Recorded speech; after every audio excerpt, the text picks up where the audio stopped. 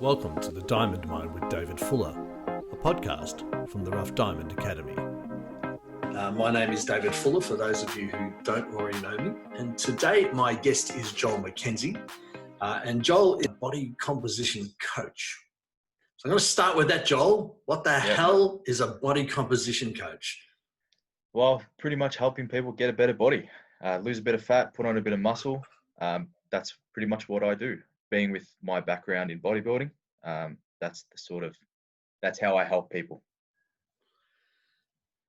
Talking to the right guy. Well, in the interest of being completely open, Joel has actually been my coach in the past. Yeah, he has personally tortured me. trained me. Don't say that on camera, Dave. Yeah, I know.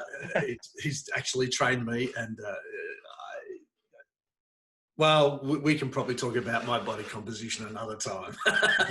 But so I'm interested to know, for starters, how you got into bodybuilding, how you got into body composition, how you got into the whole fitness thing, and what that journey's been you.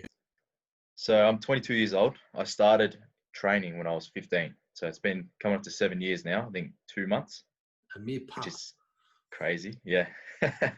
Doesn't feel like 7 years, but I actually started going in year 10 with a mate. We just went after school a couple of times a week. I was a little tubby kid, so that was enough motivation in itself to go and lose a bit of weight.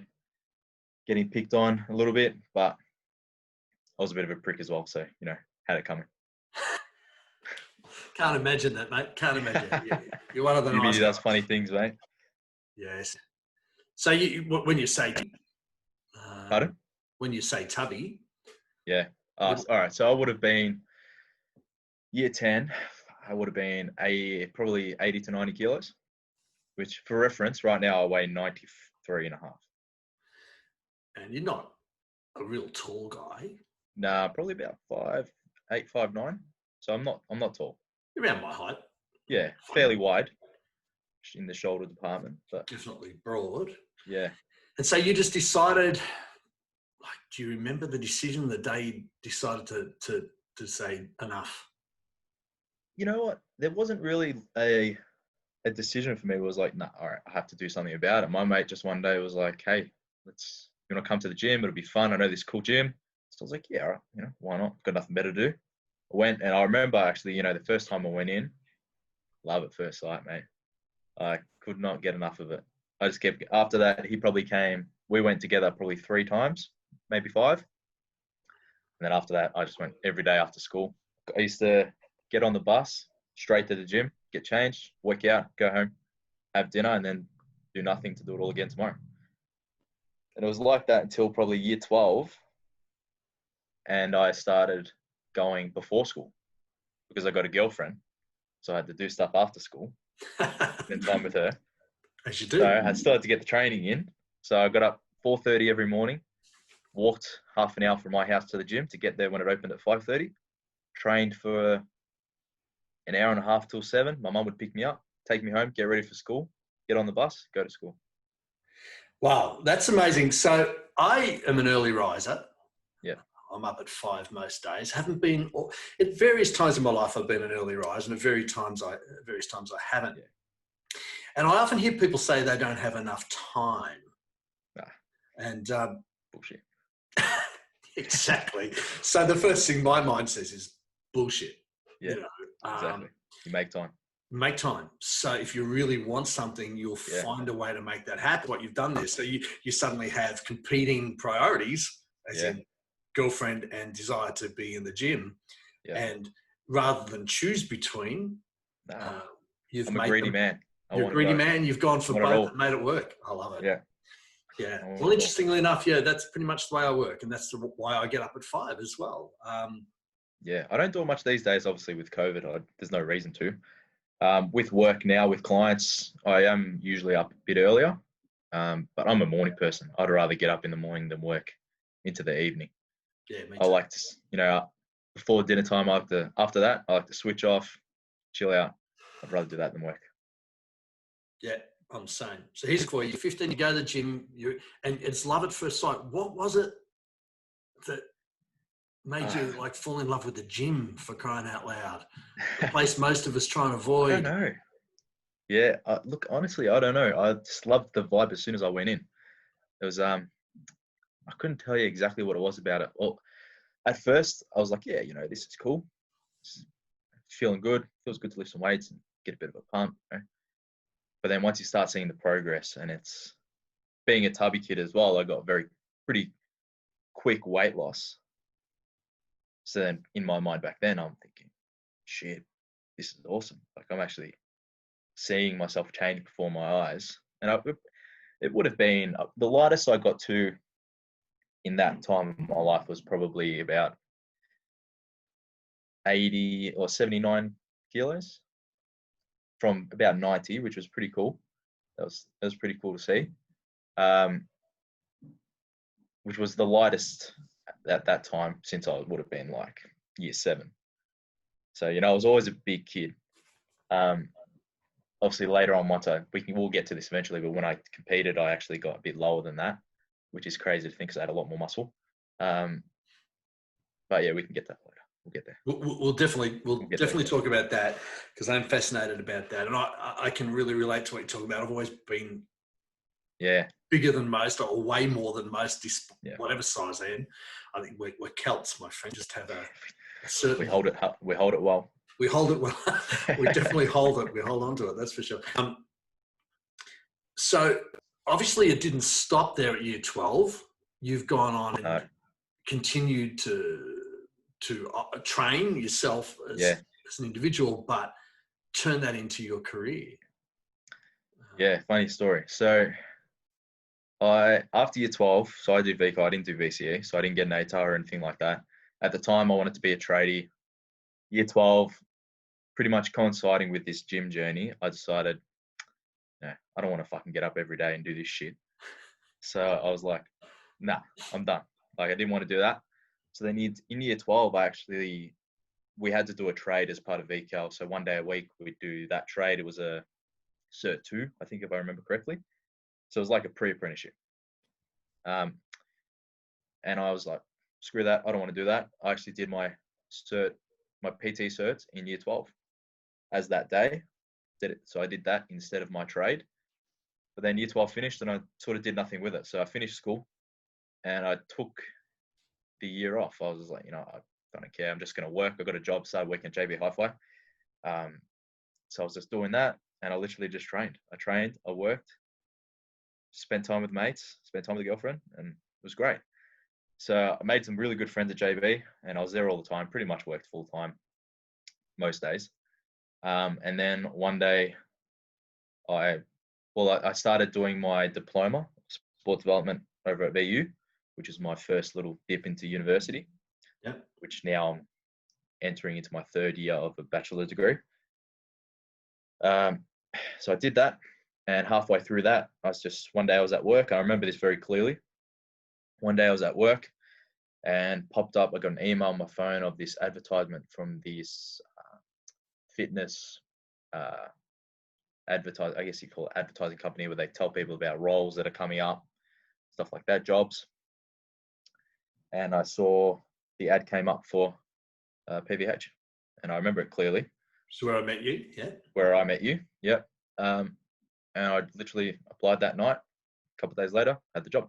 But I never wanted to be a trainer, which is hard for a lot of people and for myself to believe. I never really wanted to do it. Like, in year 12, my thinking was, I'm just going to do this course to get my coordinator off my back, so I have to do something.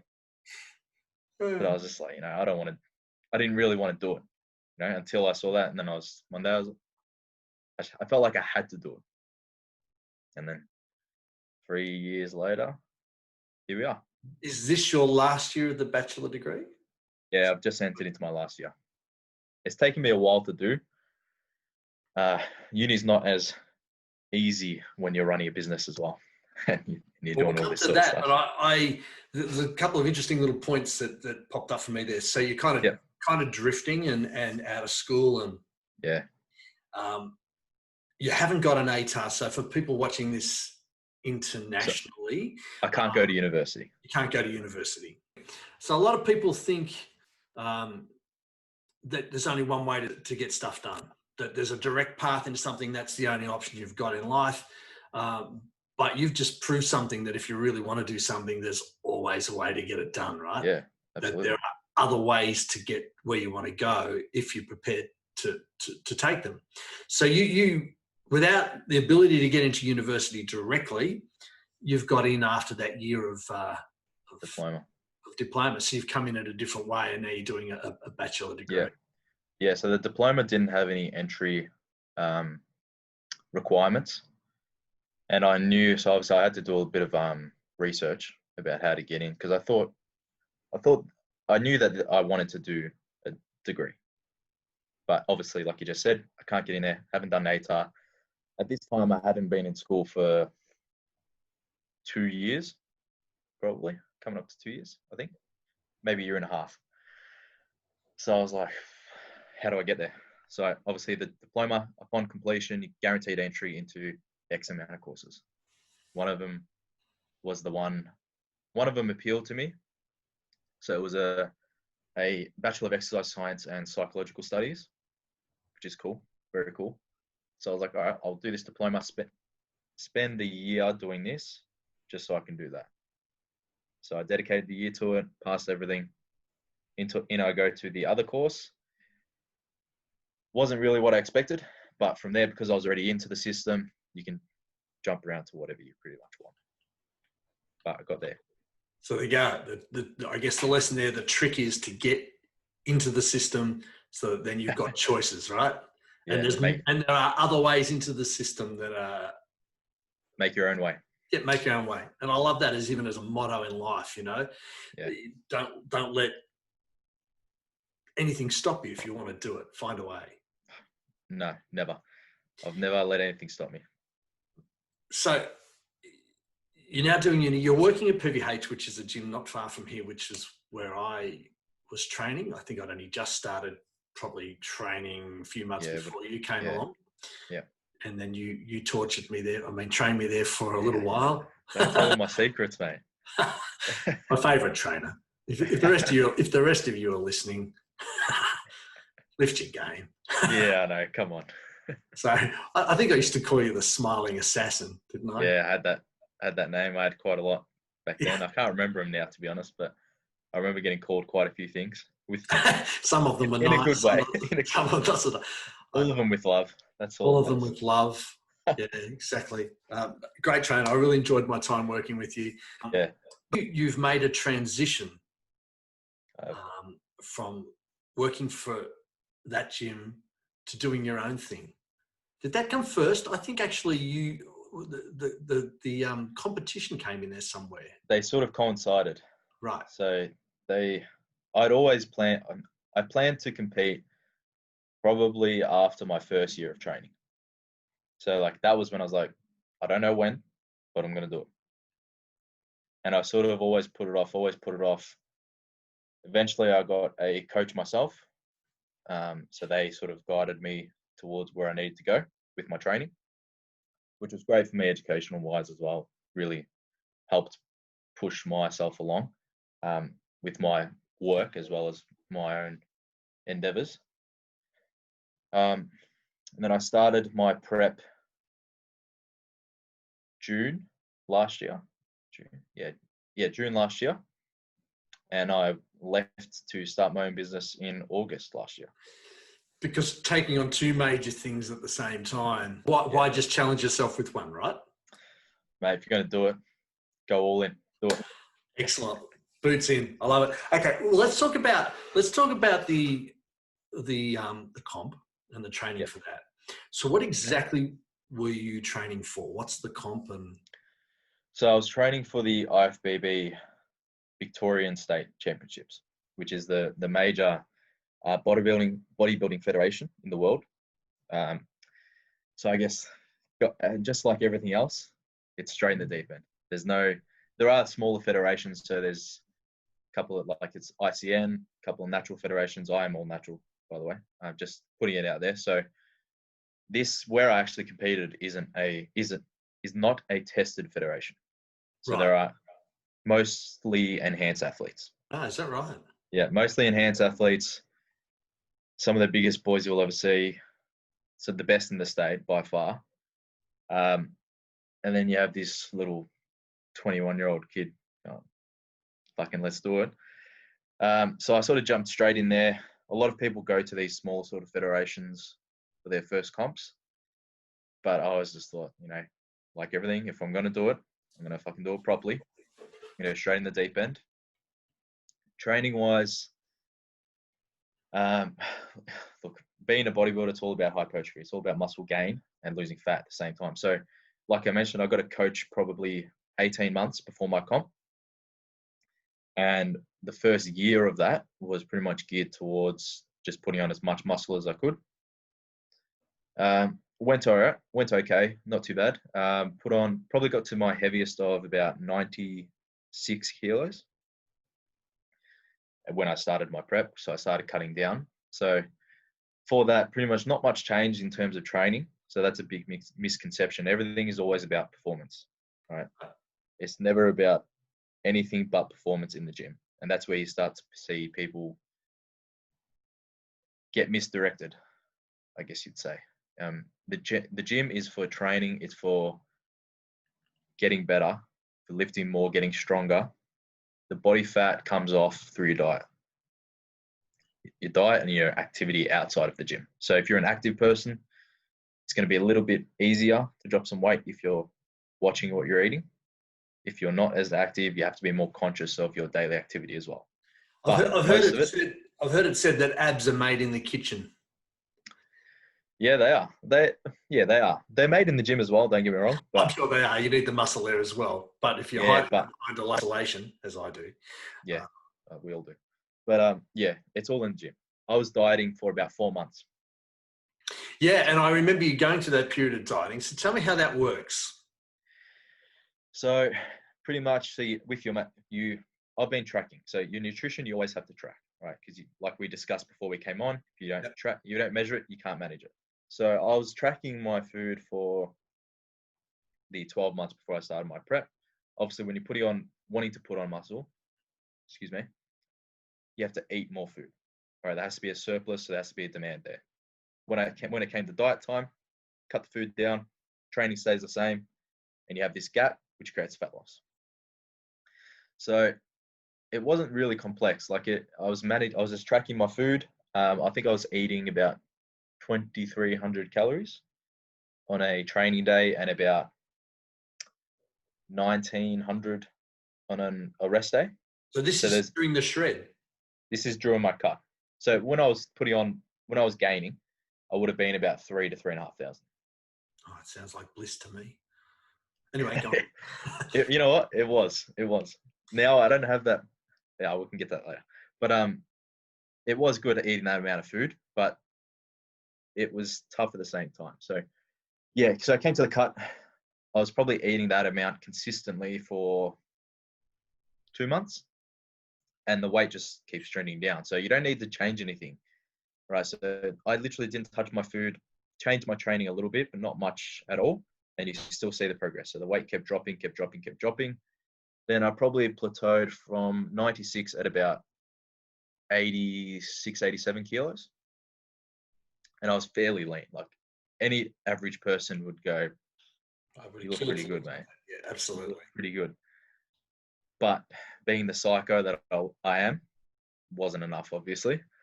I was happy with how I looked because I'd never been this lean in my life. Like I was looking great. And I'd never been this lean ever until 8 weeks later. So then from there, we dropped the food a little bit more.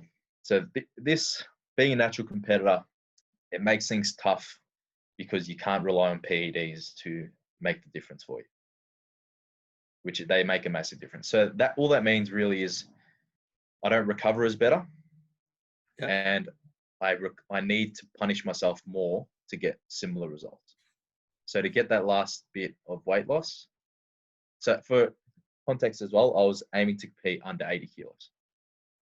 So I still had that 6-7 kilos. My body didn't really want to drop below that.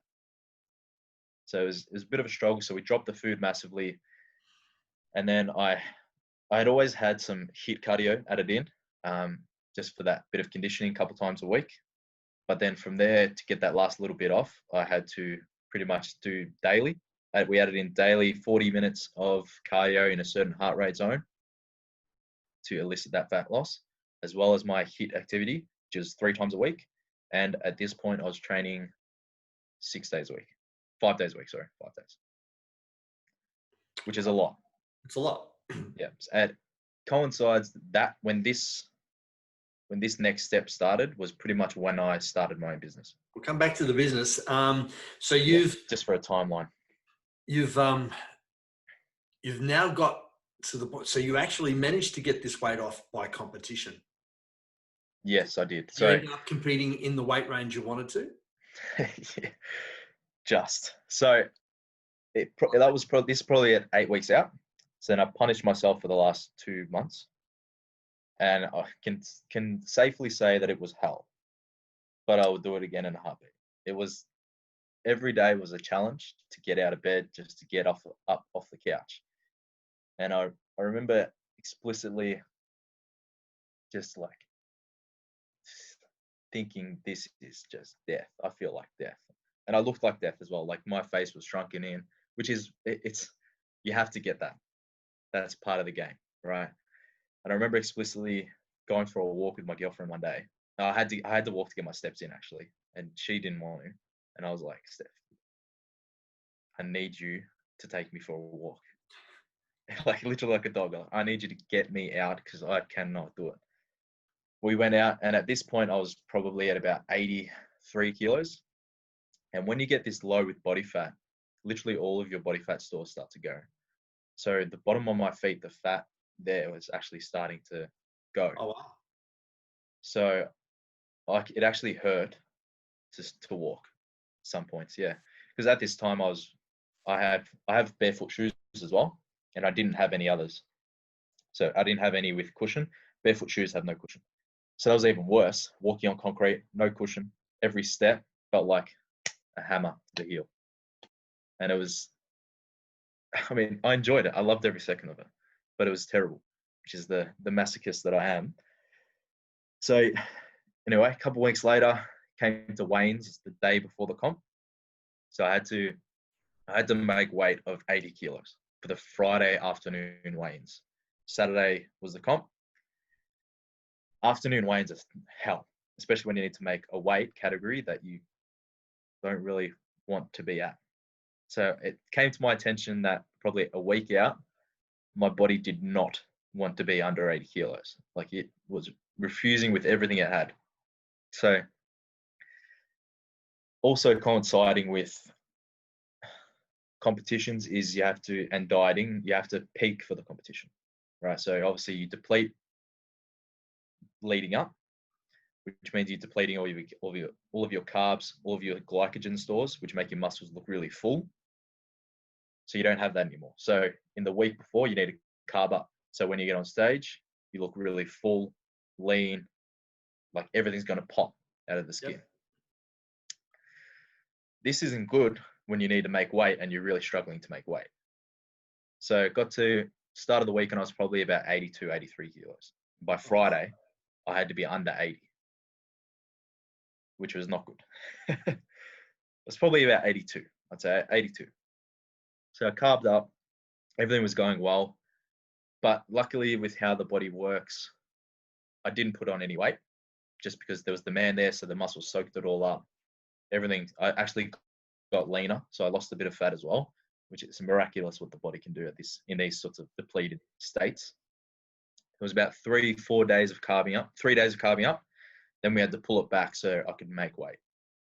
All right. So then probably the Thursday, Thursday was dieting again. So pretty much eating nothing.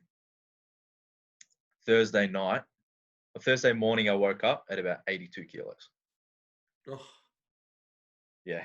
So got to that night, and my coach at this time obviously was, well, not obviously, but we're seeing how much weight I was flushing overnight, because that's an important part as well. So you can judge how many carbs you need, how much water you need to fill the carbs.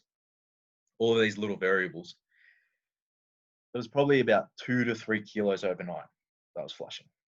All right. So we woke up Friday at probably about 81 kilos Friday morning. Fuck. So the options were this. So I either just cruise through the day and carb up and hope for the best and compete in the heavier category, which under 90 kilos is a massive jump. Like I'm a fairly big guy. These guys make me look small, like very small. So that wasn't really an option because that's a waste of 4 months. Or the other option was do what you have to do to make weight, which is what we went with. So I pretty much had what's called dandelion tea, which is a natural diuretic. I drank a couple of those the night before and day of. Didn't eat anything that day. Didn't have any water but the dandelion tea. So I pretty much completely fasted all the way up to weigh-ins. Hit the sauna as well, right before my weigh-in. So we were thinking, all right, we'll go to the sauna, sweat out as much as we can. We haven't had any fluid, haven't had any food. We should drop just below, which was hell as well. So I was sitting in the sauna as hot as it can go for about an hour, dying. And this was in Brunswick. The weigh-ins were at Doherty's, Brunswick, so it was sort of just around the corner. Yep.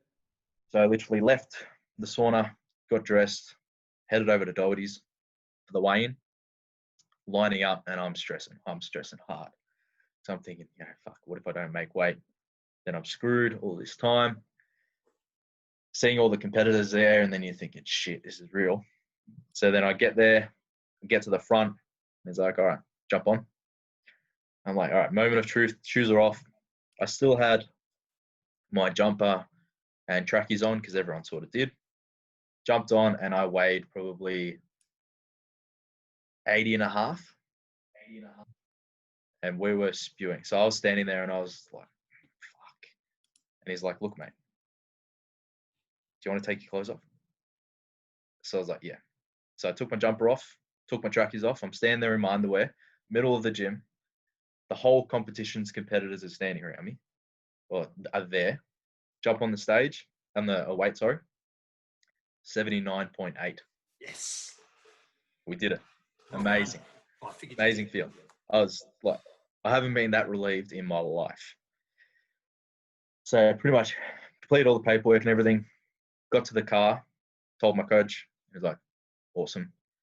And then from there to the rest of the night was carbing up and trying to hydrate again. Yeah. So I reckon that was about 5 o'clock till I went to bed that night, probably about 10. I reckon I had about 4 meals. Every hour and a half, I had not big meals, little meals, just pretty much literally carbs, a tiny bit of protein, but not much, and water. And that was pretty much it till the day of the comp. Same sort of thing in the morning. But unfortunately, what happens when you play with water is a lot of the time you get stung, which is what happened. So there's a big learning curve. I was glad that I made the weight, but it was a massive learning curve. So being a junior, we were the first ones on stage, first thing in the morning. So it was 10 o'clock the show started, we were first up. Because I dehydrated so much, I was still massively dehydrated in the morning, obviously after sleeping and everything. So I looked all right. And so just so you know, so when you're trying to carb up, you need water to help glycogen go into the actual muscle cells and keep it there. So if there's no water, you can't really fill up properly. Right. Yep. So what we call that is when you look flat. So when you look flat, your muscles look flat. You're not really pumped up. That's what happened. So at the time, I was thinking, fuck, I need more carbs. I needed more carbs. So I got on stage, didn't look that good in the first round. So there's 2 rounds, one in the morning, one in the afternoon. Didn't look too good. Wasn't really happy. So we carved up heaps more the second round. And I also coincided I had lots of water. Unfortunately, it was pretty much decided in the first round what the placings would be. Second round was mostly just routines, which I nailed my routine. It was awesome. Did it to what's the song? Journey. So I can't remember. It was a classic. You would have loved it. I'll send you the video afterwards. Actually, I'll send you the video. Sweet. Yeah, it was a great routine, and I looked fantastic. Like I was pumped up, lean as shit. It was great, but it was too late. So I ended up coming fourth, which was last. For a while, I told myself I came fourth, but then eventually I just started thinking, nah, mate, you came last. Stop telling yourself that bullshit and make sure you do better next time. Which is pretty much the mindset that I've had post-comp, probably why I've also had so much progress. But yeah, that was pretty much it. That was an awesome day, amazing day. It was worth every second of pain for the 4 months. So I'm curious. You say you came last. Yep. And I suppose a lot of people would sort of see that as a negative, I mean, I look at it and go, hang on, well, there was 4 competitors, so you placed fourth or last in the competition, but there was only 4 of you that got on stage. The rest of the 8 billion people on the planet did fuck all. Right? Well, maybe there's a few million in there doing something, but you know what I mean? So it's a perspective thing, really, isn't it? Yeah, massively. Yeah. Massively. So rather than, from my point of view, saying last is a bad thing, it's more about, and go back to the early statement that you made about measuring and managing. So it's data, right? It is. Yeah, it is. It's what you took away from that is data. Yeah. And when I look at business and I look at graphs and I look at, analytics on sites and stuff, I'm looking for trends and I'm looking for feedback on what's happening on what we've done, so we can learn from that. And that's what I'm hearing here, is that you were getting an enormous amount of data. Oh yeah, it was massive feedback from your efforts. It was massive feedback. It wasn't that I was upset with coming last. I was not upset at all. Like I thought I would be leading up to the comp. This is the mindset you have to have. I have to win. I remember us having this conversation at the gym. You said, "How do you think you're going to go?" And I said, "I'm going to win straight away. I'm going to win." I remember. That's the mindset you have to have, and I had it all the way up. There was a point in that week leading up. So your mind plays tricks on you. It really gets in your head.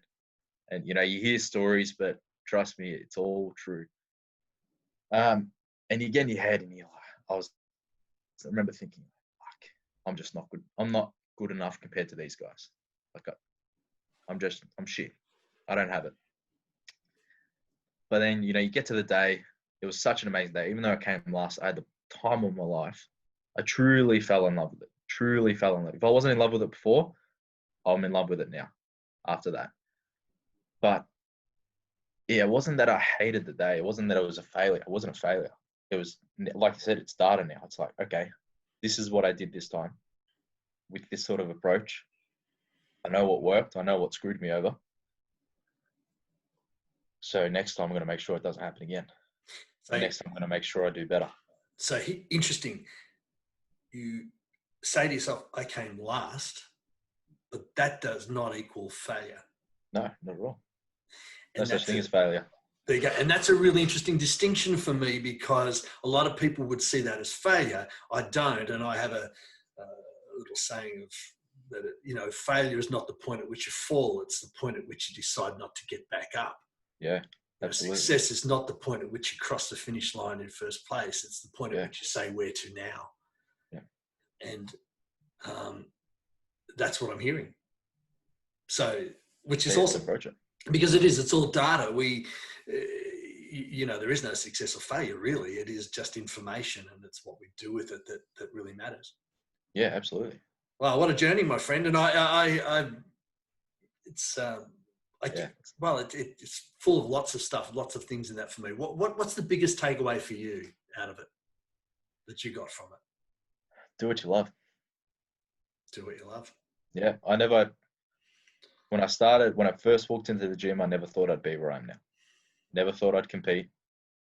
When I started training consistently, I never thought I'd work as a trainer.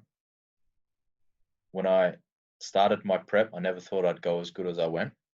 And I never thought I would want to step it up as much as I do. when I started my business, I never thought I would do as good as I am, and I would enjoy things as much as I do. You know, it all started because I loved going to the gym. Well, you're talking to a guy who's never loved going to the gym. I've done it many times over my life. I've tried it, and I never loved going to the gym until I was 54. Yeah. And that's when you met me. And I fell in love with lifting. I'd never lifted before in my life. And for some bizarre reason, the first time, and I was been training for many months before anyone let me near a barbell. But the first time I lifted, it was like, I get it. It's just this moment in your head. It's like, man. And as you know, I've got gear out it's just arrived, and after 5 months of not lifting, I'm so thrilled to have, even though it's minimal weights, I'm so thrilled to have a barbell and plates out there to start lifting again. Yeah, everything I've been through, it was always because I loved going to the gym. I loved training. Everything I did was revolved around training. When I started working at JB after school, it was really like so I could work and just keep training. I don't know who said it. I can't remember off the top of my head, that someone said that if you do what you love, you never work a day in your life. Yeah, absolutely.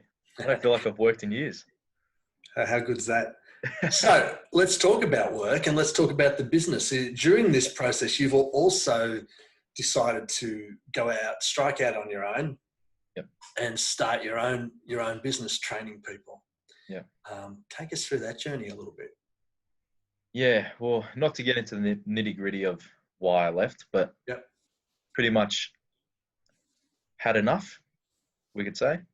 And I thought, now's the time to sort of go and do it on my own. If I'm going to do it, I want to do it for myself. If I want to reap the rewards of it. If I'm going to put in the work, I want to get the benefits of it. That was pretty much the thought process behind it, as well as other things, but, it doesn't matter. So I just pretty much started working where I was training. Spoke to the guys at the gym, what's the sort of PT situation? And they're like, mate, we love you. If you want to, come on board, do your own thing, do whatever you want. Just, pay the rent, stuff like that. Yep. It's all yours. So I was like, sweet, let's do it. And then, literally, I'm a very balls in person, right? So I made that decision on Friday. By Monday morning, I was running my own business. It's the way to do it. Yeah. So, just went straight in with it. I had nothing. Absolutely started from scratch. Didn't have one client from the other gym.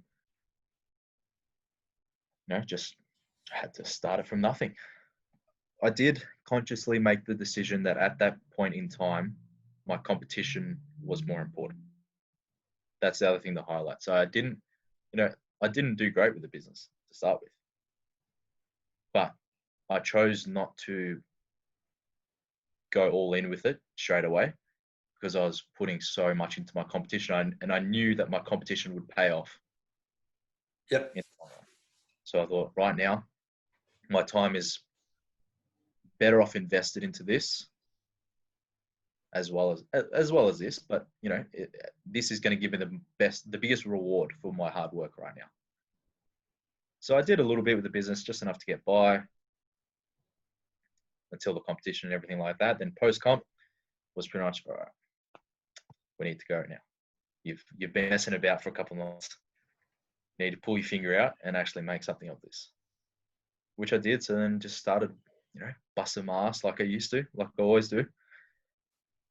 And I guess before COVID, I was in a really good spot. Well, I still am in a really good spot, but I was just in the gym.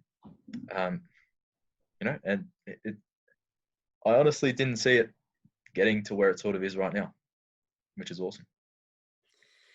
So you've obviously built up the clientele. Yeah, built up clientele. Is it a one-on-one scenario? Yeah, so I'm doing mostly one-on-ones and online training. I'm looking at doing some small group stuff. I find that when you have some similar people, small group stuff really works. Everyone just sort of vibes together. Yeah. So now that I've got a fair few clients, I'm looking at that, just to get, a couple of the same demographic together. You talked about online training. You just said was online training something you were doing from the outset, or was that a COVID thing? No, I was always doing that. Okay. I was always doing it. So you always planned to do online training? And Again, then, I always planned everything around my own training. yeah, right. So it was always a way that, well, online training it was always the way forward. People are getting better with their training. A lot of people don't always want a PT standing there counting their reps. And a lot of people don't need that. You guys can't count anyway. I've told you that a million times. Ask any of my clients, I can't count anything. No, never met a trainer yet that can count backwards from 10 or even up to 10. Look, as I tell everyone, I do it to myself as well. So it's not personal. There's something about 6 to 10. I just can't remember. I don't know. It's like 1, 2, 3, 4, 5. A few, 99, 100. 5. You're almost there. You're almost halfway. 5, 6, 5. Yeah. Yeah, I don't know what it is. Those ones a few too many times. So it's just, so you were kind of, in a way, without even knowing it, prepared for COVID. Yeah. The COVID world by embracing. COVID just brought everything forward. Mm. COVID just highlights all the bad shit and brings everything forward, pretty much. That's what I found anyway. I think what COVID does, interestingly, it does highlight all the bad shit. It highlights all the weaknesses in people's businesses, which is just data, by the way. It is, so absolutely. it's just feedback. Like everything. And it's like, okay, here are all the things I took for granted before because I never had to worry about it, so I ignored them, and suddenly I'm faced with them. So it's just feedback on stuff. Instead of them being back of the mind, it's right in your face now. Right in your face. Right in your face. So you have a choice, you can listen to that data and look at it and analyze it and react to it, or you can just pretend that nothing's changed and wait for good times to come back. And I think a lot of people are waiting for the old days to return. Yeah. But you've taken a different approach in the sense that you were already thinking ahead to what the future might bring anyway for training. So when COVID's hit, you already started. So, okay, here in Melbourne, we're still in stage 4 lockdowns. You can't go to a gym. You could for like 2 weeks there for a little bit. It was a great 2 weeks. Great 2 weeks. So we've had, what, 5 months, 6 months without gyms? I think it's about 6 months now. 6 months without a gym. As I said, I've just got some gear in. I ordered it way back in early May. Finally just got it because every man and his dog's trying to get gear. So you can't train, but you're now training clients online anyway. And so you've just kept training? Has that changed much for you since then? Or? I've been training the whole way through. I hired some equipment, just literally not much, a bar, a couple of plates, and the rest I've just made do. At first, probably for the first month, I didn't have anything. So I was using, in the garage, we had old roof tiles. I was using that, using them as a barbell, putting them in chopping bags for dumbbells, doing whatever I could, just enough to get by. Of course, it was hard at first because, what I struggled with most of my life revolved around training. Yeah. As we've just discussed. And then now it just got taken away from me like that. So then I guess in the sense, it was like an athlete who had to retire, right? But in a very dumbed down version. Like, I was thinking, well, that's literally all I had. Like, literally, I would get up in the morning, go train some clients, I'd train, I'd come home, I'd do some work, I'd go back and either do something else training wise and train some more clients and then come home. Like, my life, I was at the gym as much as I was at home. So to lose that, I struggled with massively. But, I sort of got to a point where I was like, people rely on you. Your clients are going through the exact same shit you're going through, but they need the help more than you do. So you need to pull your head in and do more for them. So then it just became, I need to just provide as much value as I can to them. And I've seen this in your social media stuff where you're pretty straightforward about things. You don't sort of mince your words. I always wanted to. I never wanted to be one. And as you know, I'm not one to beat around the bush. I'm going to tell you how it is. I'm going to tell you how things are because I hate it as much as anyone else. Someone give me the old song and dance, and I know that I appreciate when someone's honest with me, and when someone tells me straight. So social media is, I guess, I'm not very good at it because I don't really like it, to be honest with you. I'm just a private person. But, you know, social media is just a way for me to help people.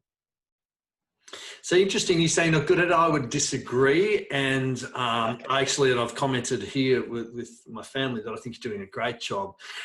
Awesome. I appreciate it. What I love about what you do on your social media stuff, there's no fluff. It's just straightforward facts. And you actually said, a little while back, there was a post about, so you can't do what you used to do during COVID, so you're going to have to do the shit you don't want to do, right? Or something along those lines, paraphrasing.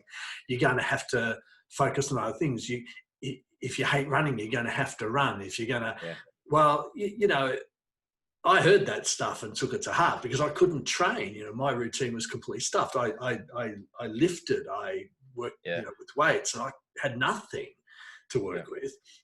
But I did have a treadmill, and I was walking every day. And I started running. I'm 57, right? And I started running. Well, you know, it ain't pretty, it ain't fast, but it's really effective, right? Yeah. So it's absolutely. I couldn't work on the muscle, but I can work on this muscle, the heart, you know, and the lungs and the cardio stuff. So I think your social's a lot more effective than you probably even know. And and I think just by being really authentic and straightforward is such a powerful thing. Yeah. I said, look, being in the industry and following a lot of people in the industry, I see a lot of bullshit. Call it as you see it. Yeah, cool. Think about a way to put that. I see a lot of bullshit. A lot of people posting just crap. And, you know, not one to diss on anyone, but, you know, home workouts, little, let's do this today. Doesn't make a difference. Just because you're not in the gym doesn't mean that you can just do stupid shit and it's going to be all right. You know, you can't just do anything with your training. There still has to be a method. There still has to be some sort of progression with it. You still have to be pushing yourself in ways like we discussed running. You haven't run in years. I haven't run in years. I've been running as well. My last post 2 days ago. Yep. I ran 4.5 or 4.2 Ks in like 22 minutes. Not like elite level or anything like that. But when halfway through the first COVID, when I started running, I ran 3 Ks in 25 minutes. So it's not much of a progression, but I struggled with that 3 Ks. But there's still progression there. You know, I'm not just doing booty stuff. I'm not doing little jumps around the house, and I'm not doing all this other bullshit that a lot of people are just posting up just to get likes and all this other crap. Because that's the it thing. The it thing. People train from home. They need little home workouts. No, they don't. People need information. People need guidance about what they can actually do that's going to help them long term, not just what am I going to do today. I love it. And another thing you've said, which is which I really was interesting. I was doing it anyway, but certainly informed me. It's informed my thinking. And this was probably a month or so back. You were talking about measuring or monitoring and recording your weight as part of your daily routine. And I've avoided that most of my life, mainly because I didn't want to get the feedback. I didn't want that particular data. And in fact, I remember, I think I said to you, when I started training, I really don't know what I weighed because I'd stopped weighing sometime before because the number was too depressingly high. And I know it got worse, right? So I know the point at which I stopped measuring it and it got worse. So I don't actually know the top end point when I started training, which most people probably do, but I literally don't know what I weighed. I can roughly guess, and that's all I've done. It doesn't matter. And then I resisted monitoring that for even the first couple of years that I trained. A lot of people do. And it wasn't probably until late last year that I started to get serious about it. And actually, it was what's really been interesting to me. And I tell my clients this too. You know, you look at your website analytics. You're looking for trends. You're looking for feedback, right? It's not actually good or bad. It is information that you then use. And yet I wasn't doing that myself with this particular part of my life. And it's been fascinating to me. And I saw that post and I thought, you know, damn, I'm going to really get back into weighing every day. And I was doing that, but I was kind of doing it thinking maybe I shouldn't be doing this. But your point was that you start to see the fluctuations in your body, the ups and downs, and what your body's relating to. And in fact, that's normal, and getting used to the fact that it is normal. Yeah. You might be higher today than yesterday, but the trend is down. Yeah, absolutely. So like you just said, you see the trend over time. And the big problem that you just identified is people have this emotional attachment to their weight. And they don't want to see their weight because it brings up emotions of, I'm overweight, I'm not good enough, I'm a failure. Blah, blah, blah. I'm a failure. You know, all this sort of stuff. The more you sort of weigh, you bridge the gap between emotion and data. Because now it's not, oh my God, I'm fat, I'm overweight. It's, oh, I was 93.5 kilos today. Yes. Tomorrow, oh, I'm 93.7 kilos today. Okay. Yep. So over the week, as well as you can see the trend over the week, it's, say your weight goes up. What did I do yesterday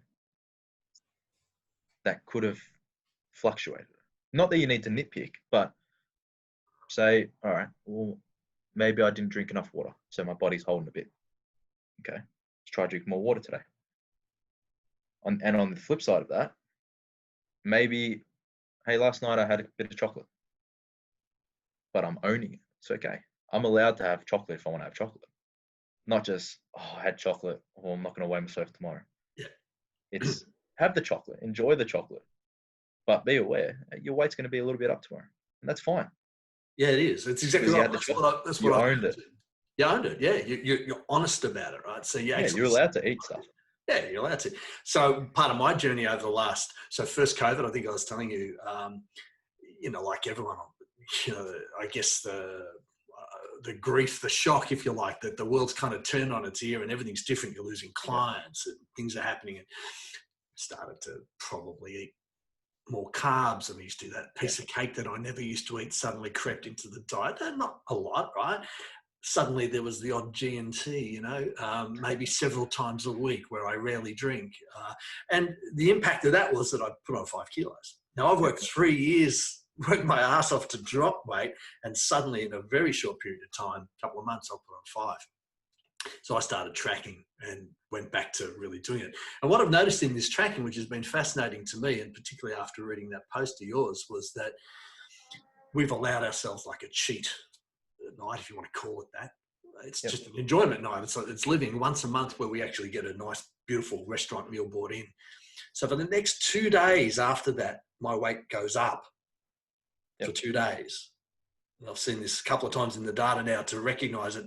And then it falls off a cliff. Drops. And in fact, end up lower than I started 3 or 4 days later as I go back to doing what my routine. And so I no longer fear that, right? It takes away the fear. It's just like, this will happen when I do this. That's okay, because 5 days down the track, the trend will continue downward. Spot on. But you don't know that if you don't measure it. But you don't know if you don't measure it. And what you don't measure, you can't manage. Exactly. A lot of the time when we have those cheat meals, it's not that, unless you're constantly, overeating and you're not eating well at all. A lot of the time it's just extra sodium, extra water that your body's holding onto. It's not that you put on fat from, like, if you have a meal, the next morning you haven't put on a kilo of fat. No. So it's weighing ourselves. It helps us identify that as well. So like you just said, for 2 days afterwards, you see the weight trend up and then it drops. We use a similar sort of method with dieting. Okay, so it's called a diet break, right? So if someone's dieting for a long period of time, at some point when they start to plateau a little bit, you'll include, say, a diet break, all right? Which could be a couple of days, could be a week of eating at a higher number of calories. But what we always see is that after that, the weight drops more. Yep. So, you need to get rid of the emotion. We're allowed to eat more if you do things well. Because the trend over time, if you're dieting for 16 weeks and over that period, say you have 2 weeks of diet breaks, you are losing just as much weight as if you didn't have those little diet breaks and you didn't have that little bit of food. So your thoughts on it are pretty simple. Measure it, track it, desensitize yourself in a sense to it so that you take the emotion away from it and you start to then react to the actual data, not the emotions around it. Spot on. And I love that. I think that's just a great metaphor for business too. Yeah. Don't be afraid to look at the data in the face and see it for what it is without the emotion and react to it. It's the same thing. You can apply it to anything. With business, you have to look at it. Just like COVID, it's in your face now. You need it to be in your face so you can make a decision on it. Yep. So you can react to it and work with it. So you can react to it. It's the reality. So I think you're really beautifully placed for not only COVID, you're obviously training and people during this process, and which is great. Yeah. Beyond it, because I don't think the world's going to go back to what it was. It'll go back to something, or it'll move to something, but it's about It's going to be different. So what's next for you, mate? Mate, just keep riding the wave. Honestly, I'm just going to keep doing what I'm doing. It's keep growing the business, keep training, keep enjoying life, do things that I enjoy always. And look, I'm not one to massively plan about what I want to do, because I just sort of follow what I love, and it's going to take me where it's going to take me. Right now, there's no real plans, massive plans for the future. I want to compete again. I want to compete again next year, end of next year. So that requires a lot more training on my part, which is cool. But man, I'm just happy to get back in the gym. Back in the gym. Back to your happy place.